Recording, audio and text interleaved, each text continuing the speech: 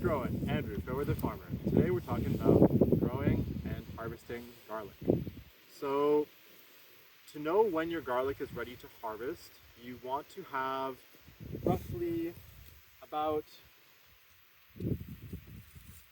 60% of the leaves that are yellowing. So some of these are actually a little bit mature and some of them have gone too far. Once you see the entire stem has wilted down and it's become yellow and brown, it's too long that it's been in the ground, and eventually if there's too much water, the garlic bulb will start to rot in the ground. In terms of growing, we are going to be saving our seeds. So every year we're going to save the biggest seeds that are disease-free, and that's what we're going to be replanting, that we're going to be planting in the fall, that we're going to be harvesting next year. Today we are the 16th of July, and we would have been able to start harvesting about a week ago, but we've been busy doing other things on the farm.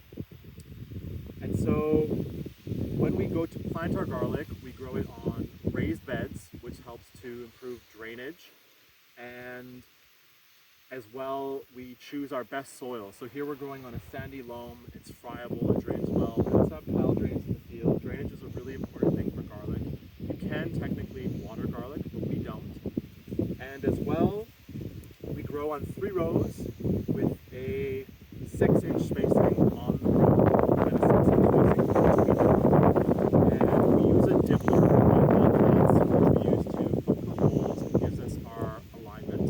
But in the past, we used to do it just with a wooden stick and some little lines. So, with that being said, let me show you how to notice I'm wearing plastic gloves. This is just to prevent my hands from smelling my garlic for the next 2 weeks. As you can tell here as well, we haven't weeded our crop. It would definitely be better to do weeding.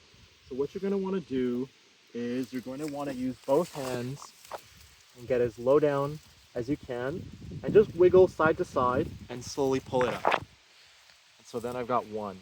And so because I've got 3 rows, it's actually a good idea to harvest on the row. And you can actually do multiple at a time as long as they pull well. If you've got 2 that are side by side, you can pull them at the same time.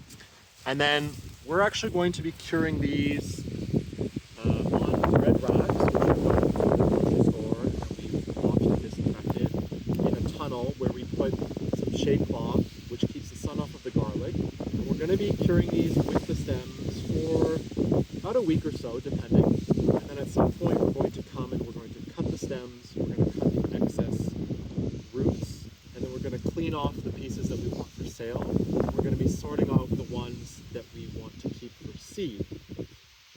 And so that being said, go ahead and throw yourself.